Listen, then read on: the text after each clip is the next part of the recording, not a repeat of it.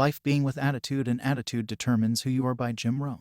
Attitude, what we know, has a significant impact on our life because it influences the choices we will make. We are impacted by our feelings in the same way that our knowledge has an impact on us. While philosophy generally deals with the logical side of life, knowledge and ways of thinking, attitude mostly focuses on the emotional problems that affect our existence. Our philosophy is determined by what we know. Our attitudes are shaped by how we feel about what we know. The majority of how we behave on a daily basis in both our personal and professional lives is dictated by our emotional nature. The emotional component of our experiences shapes how we behave. Every day, the way we each feel about the things that happen in life has the capacity to either stop us in our tracks or motivate us to act right away. Emotions, like thoughts, have the power to either lead to success or failure in the future. Our attitude is made up of the thoughts we have about other people, our jobs, our houses, our finances, and the environment in general. Humans are able to move mountains if they have the appropriate mentality. The smallest sand grain can crush them if they have the incorrect mentality. Success and pleasure are essentially dependent on having the correct mindset.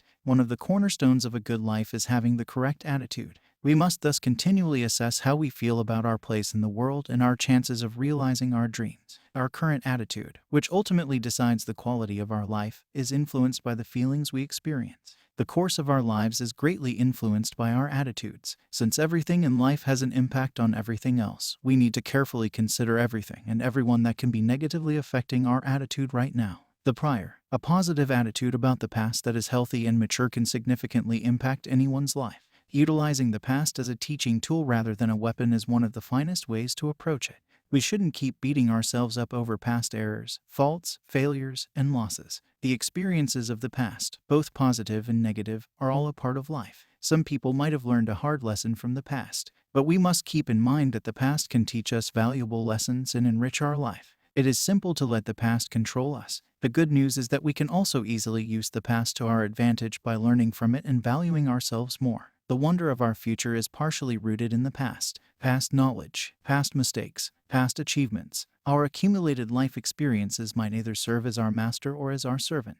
Because of this, it is crucial to collect prior lessons and apply them to the present. We can significantly alter the trajectory of the upcoming year if we can build this kind of thoughtful perspective on the past. In the upcoming year, each of us will be somewhere. The question we must ask is where. The secret to altering our current perspective on the past is to develop a new philosophy about it. Our feelings of regret, guilt, and bitterness will keep us from using the chance we have right now to create a better future until we have fully embraced the fact that there is nothing we can do to change the past. Our perspective on the past greatly influences how well we use the present. We cannot alter our attitude until we change our concept. And if we can't change our mindset, we'll always feel the same sensation of regret, sorrow, and bitterness that has us by the neck right now. We must leave the past's evil behind before we can advance into a more promising future. Right now, our brighter future starts in the here and now. We have a variety of memories and experiences from the past, and the present is our chance to put them to good use. The opportunity to build an exciting future is provided by the present. However, the promise of the future necessitates a cost in the here and now. The rewards of the future will not be received if the opportunity of the now is not taken advantage of. Our previous aspirations and goals have rewarded us in the present. Our earlier efforts were minimal if our current gains are minimal. Additionally, if today's work is modest, the reward will be modest as well. Each of us has 1,440 minutes today, or 86,400 clock ticks. Everybody has the same 24 hours of opportunity, rich or poor. Time doesn't have a side. Currently only states, here I am. Do you have any plans for me? Our mindset plays a big part in how effectively we use each day.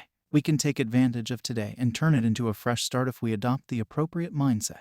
The mistakes of yesterday and the regrets of tomorrow don't matter today. It only extends the same priceless gift, another 24 hours, hoping that we will make good use of it. The chance to start the change process is the biggest opportunity that today offers. The time has come for us to officially introduce our new voice as the government. A new attitude about who we are, what we want, and what we will do may result from this change of mind. The day before yesterday, the day before that, and the day before that may all be precisely like today. Everything comes down to attitude. The upcoming, our outlook on the future is also crucially important. May and Ariel Durant stated in their timeless work Lessons of History that to endure what is, we must recall what was, and dream of things as they will one day be. Our outlook on the future is influenced by our capacity for vision. Each of us have the innate capacity to envision, create, and experience the future thanks to the strength of our inner imagination. The mind is capable of creating everything it can conjure up in its imagination. The mind has an innate understanding of how to execute the miracle of prosperity, just as the body has an innate understanding of how to do the miracle of health. Before anything can begin, everything must be finished. Everything in the environment around us was conceptualized by its creator as complete before it was ever created. All of these things, including the homes we live in, the vehicles we drive, our clothes, and our furniture, started with an idea. Before the first nail was hammered or the first piece of fabric was cut, each concept was then examined, improved upon, and perfected, either mentally or on paper. The finished item had been clearly visualized in the mind before the notion was transformed into a physical reality. The same mechanism is used by humans to create their own future. We start out with a preconceived notion of the future. We work to hone and improve the vision over time. Soon, every action, choice, and thought we make will be contributing to the manifestation of the future conclusions we have made in our minds. This is why it's so crucial to have the appropriate perspective on both the past and the present. When we have a positive outlook on the past and positive thoughts about who we are and the chances we have right now, we unconsciously direct ourselves in the direction of realizing our ambitions. But when we are consumed with regrets from the past and worries from the present, we unwittingly guide ourselves toward a future that is very similar to the one we have just left behind. The thoughts and emotions we allow ourselves to experience today are extremely important because they shape our future. What that future holds will just be a reflection of our current outlook on life and way of thinking. Create a better future. When we plan for the future and establish new objectives with a particular aim in mind, there is a really rare emotional alchemy that occurs. We feel a certain amount of excitement as we visualize the future vividly and look forward to the day when all of our dreams will come true. We may draw more inspiration from the future's vision the more clearly we can see it. Our conversations, energy level, interpersonal interactions, and attitude all reflect this borrowed inspiration. The more enthused we become about our aspirations for the future, the simpler it is to establish the required routines and polish our philosophy. In other words, our dreams motivate us to think, behave, and feel precisely as the kind of person we need to be in order to achieve our goals. Past experiences and future enthusiasm can serve as today's servants if we are wise enough to put our past experiences to use and clever enough to steal the inspiration and excitement of the future by vividly visualizing it in the mind's eye. The outcome we see serves as a guide for our current actions, making the achievement of a better future inevitable. Because we have chosen to act wisely in the now, we are drawn by the future and led by the past. The extraordinary capacity we possess for applying lessons from the past and drawing creativity from the future is a powerful force. The good news is that anyone can accomplish this. We all have the ability to plan for the future so that it will be better than it otherwise might be simply because we incorporated elements of the past and the future into its creation. Future power is an incredible force. What is possible has the ability to inspire us to exert all of our potential. The future will always have a price tag. Future promise comes at a price. Every prize in the future comes with a cost. Discipline, hard work, perseverance, and a burning desire to improve the future over either the past or the present are the price the future demands of us. These are the costs associated with development. Although the cost decreases as the promise becomes more certain, we become very interested in the means when the outcome becomes alluring. If we don't perceive the promise and seek it with an unquenchable desire, the price it demands will outweigh our desires, and we will revert to our previous state. If we truly desire a better quality of life, we must reflect on what aspects of our future inspire us to be so optimistic and eager. How much of that future do we actually envision and genuinely believe we will accomplish? Are we motivated to get out of bed every morning and stay up late every night by something that is obvious enough in our minds and hearts? Are we so focused on our chosen goal that we can easily brush off setbacks and obstacles? Are we really prepared to overcome every obstacle life presents us with in order to transform both who we are and our current situation? The transition to a better future cannot be casual. We cannot haphazardly work toward the objective we have set for ourselves. A goal that is pursued casually is not a goal. At best, it is merely a wish, and wishes are nothing more than illusions. Wishes are a narcotic that the unambitious use as an anesthetic to make them forget about how desperate they are. When we meticulously and clearly map out our future, we may find that it inspires us so much that it ends up becoming our magnificent obsession. The task is to allow this obsession to fan the flames that bring our ability and talents to a fever pitch and launch us into an entirely new future. We gain an immediate emotional boost as we take creating the future in advance seriously. The horizon looks promising. Our belief that we can and will fulfill our aspirations grows stronger the more clearly we see the future and the more vividly we feel its promise. This new mindset will give us fresh ambition for advancement and the conviction that we can truly move mountains. We are not enough to succeed on our own.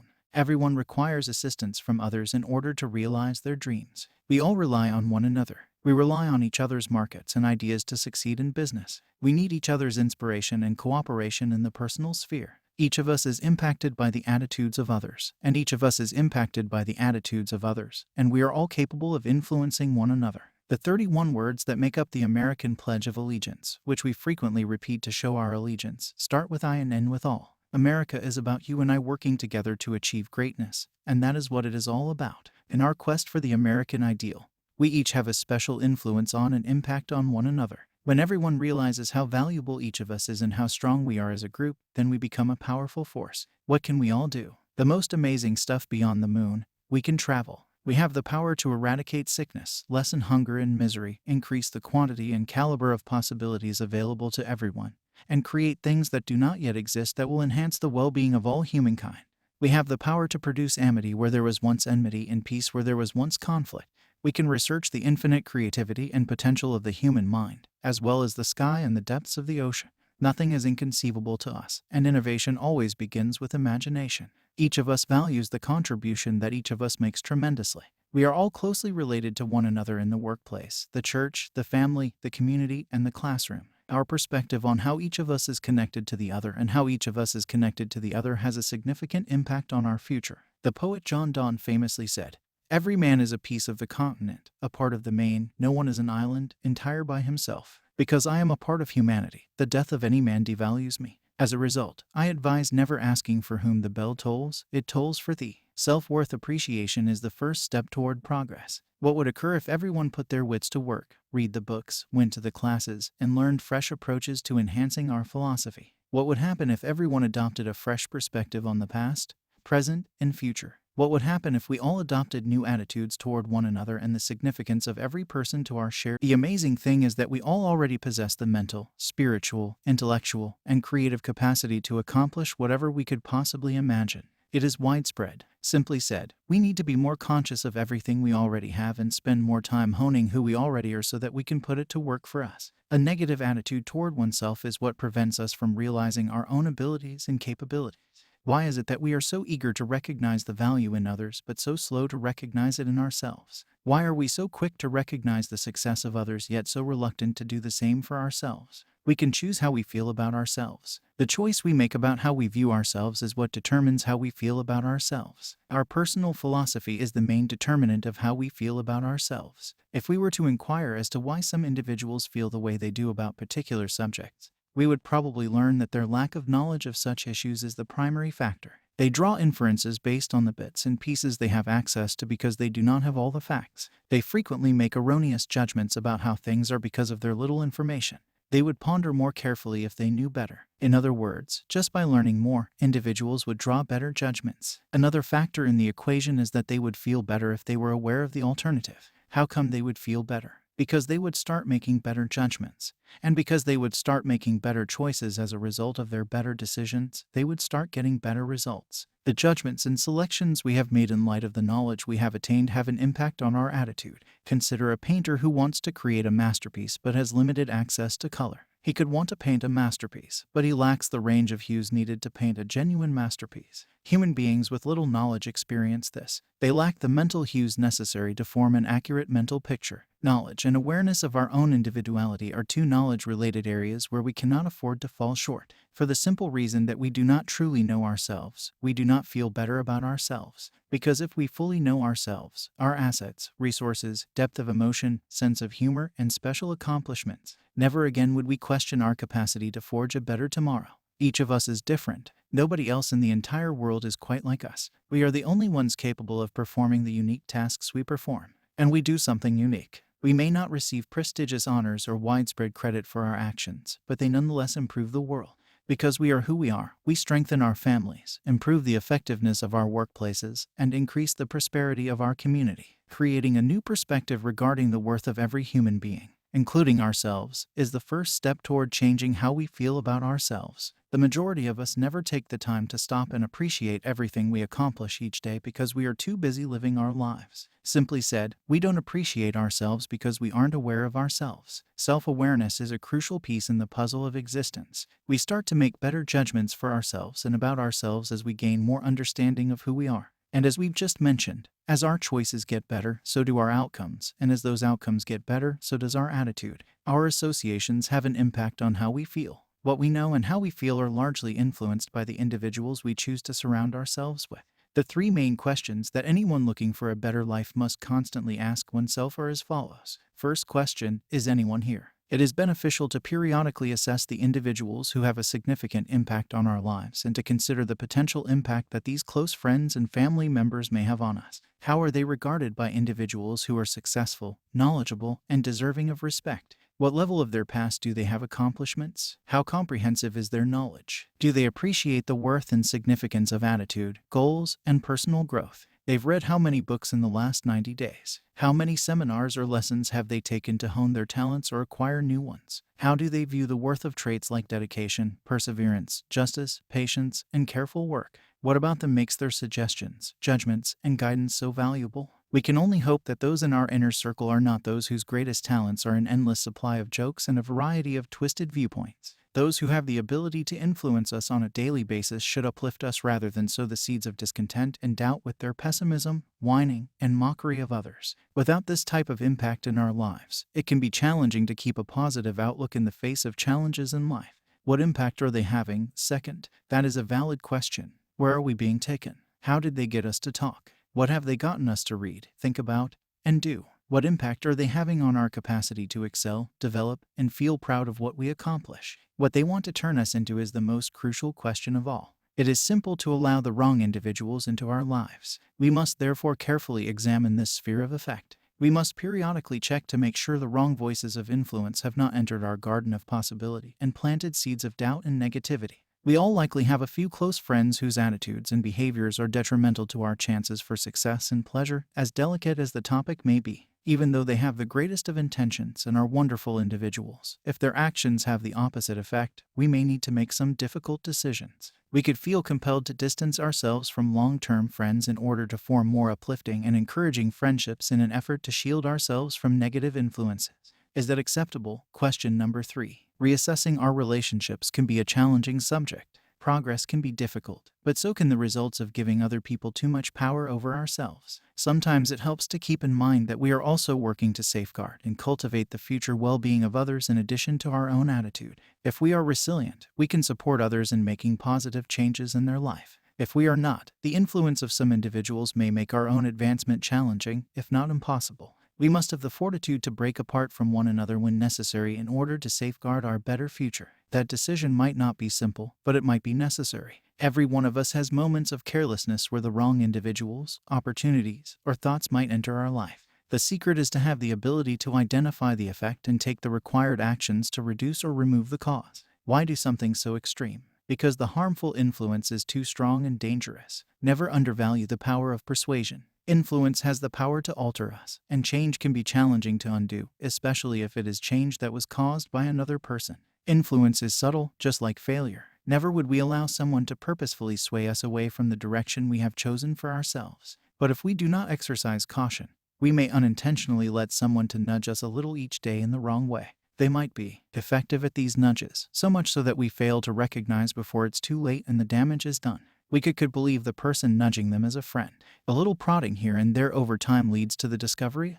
We turn to glance around and ask, what am I doing here? I didn't intend to be here. We end up striving for weeks, months, or even years to go back on the path we thought we were on before our friend came along and nudged us, subtly damaging our future with the force of excessive influence. It is important to take disassociation seriously. It must be carried out with care and consideration. However, if we are honest about bettering ourselves and planning for the future, we have a responsibility to should keep a distance from people who are negatively affecting us. Simply said, the cost of doing nothing is too high. The benefits of limited cooperation. Limited association is a different strategy we might use to defend our viewpoint.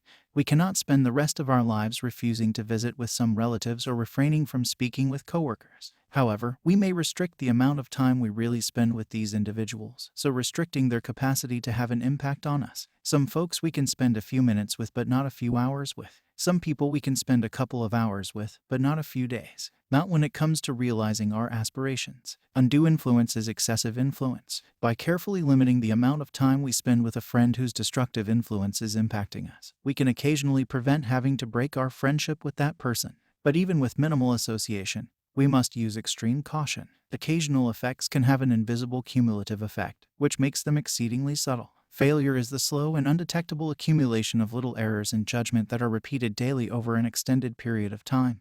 We must always keep this in mind.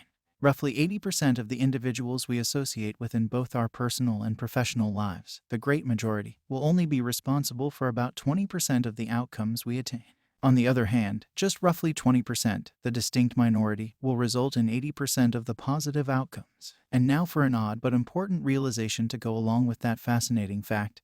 The 80% group, which only produces 20% of the good outcomes, will want to take 80% of our time, while the 20% group, which generates 80% of the good results, will only get 20%. Here, the difficulty should be obvious. Spending 80% of our time with the 20% of people who are assisting us in producing 80% of the outcomes, and 20% of our time with the 80% of people who are only producing 20% of results should be a disciplined goal for us. This task is challenging. Those in the larger group are frequently experts at getting close to those who are trying to succeed. If we are not vigilant, they have the potential to take nearly 80% of our valuable time. They will behave similarly to the camel that stuck his nose inside the tent if we permit it.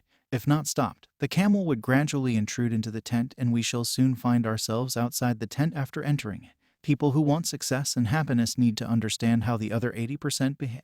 Most are decent individuals, but they are preoccupied with learning the secrets of success and have not yet realized how crucial understanding the why to is. They are unaware that the importance of arguments precedes that of solutions. They have not yet learned that when the human mind becomes fixated on a certain fixation, it does not require a manual or a course on how to seize an opportunity. There are people who want to know so they can see, and there are those who think they see even if they have not yet seen, in this world of potential and struggle. There are some among the large throng whose focus on advancement and self-improvement has been severely underutilized.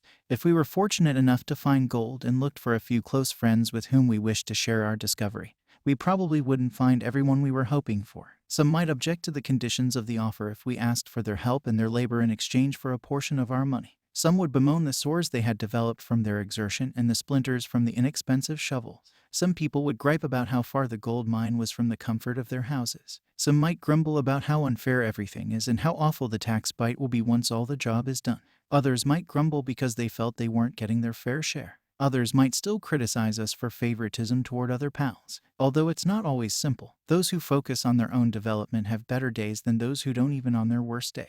The opinions of others, whom we consider to be excellent and deserving friends, should not cause us to put off our commitment to uncovering our own unique gold mine in life. Their influence on our attitude and our self-confidence can sap too much of our spirit and damper too much of our ambition. We have a responsibility to restrict or eliminate the improper impacts of people who are negatively affecting us. The pessimism of people who do not share our goal to live the good life more fully could cause us to lose sight of our own vision. The benefits of increased association. Expanded association is a different option we have when it comes to our associations and their capacity to affect how we feel. This just involves locating valuable individuals and planning our life so that we may spend more time with them. When spent with the right people, those who educate, encourage, inspire, and help us move in the right direction, even a tiny amount of time may make a big difference. Spending a little time with the right people is preferable to spending a lot of time with the wrong ones. We open ourselves up to new and better sources of influence by widening our network to include more of the right people and closing the doors to more of the wrong people. New and improved influence sources. Everyone has access to new knowledge and ideas that can significantly alter our perspective. Success requires knowledge, which may be obtained from a variety of sources. If only we would start looking, the information would be all around us. The proper individuals can always be reached by their spoken words, even if we are unable to approach them directly. We all have access to a plethora of knowledge and inspiration through audiocassette cassettes. These tape programs provide us fresh perspectives on a wide range of crucial topics like goal setting, attitude development, time management, leadership abilities, financial management, and many more. We discover that new seeds of improvement will enter our ideas as we drive to and from work if we listen to these fresh voices of inspiration, causing us to consider fresh and more useful thoughts. The voices on the cassettes will have a more positive impact on listeners' lives than the voices on the radio. The tapes must be used repeatedly to be effective. To give these new voices a chance to have an impact on us, their messages must be heard repeatedly. The foundation of skill is repetition. It is a matter of mindset rather than talent or chance to discover fresh voices to inspire us. It is the student's responsibility to find the teacher because we are rarely interrupted by a good suggestion. Success does not move toward those who require or desire its rewards. Rather, it moves toward those who seek out development. Positivity is everything. The beginning of human change is inside each of us. We are all capable of so much. We all want our efforts to yield positive outcomes. The majority of us are eager to put in the effort and pay the cost that happiness and prosperity impose. Each of us has the capacity to exercise our particular human potential and to achieve the desired outcome.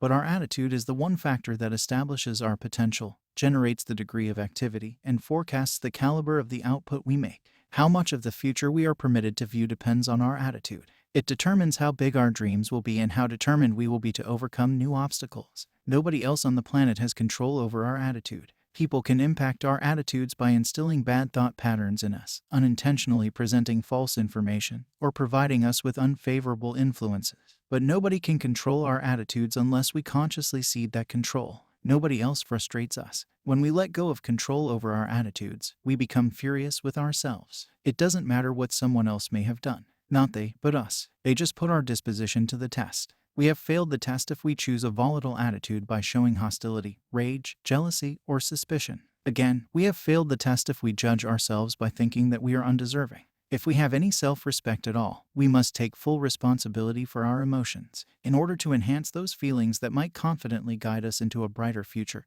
we must learn to guard against those feelings that have the potential to steer our attitude in the wrong direction.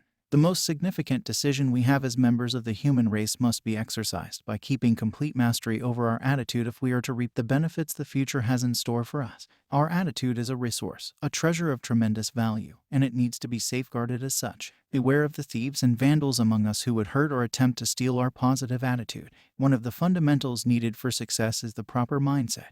We get an inner strength and a firm resolve that affect every other aspect of our existence, including the third piece of the life puzzle that we will now look at. When we combine a sound personal philosophy with a positive attitude about ourselves and the world around us. Thank you for watching. If you enjoyed it, please subscribe for more.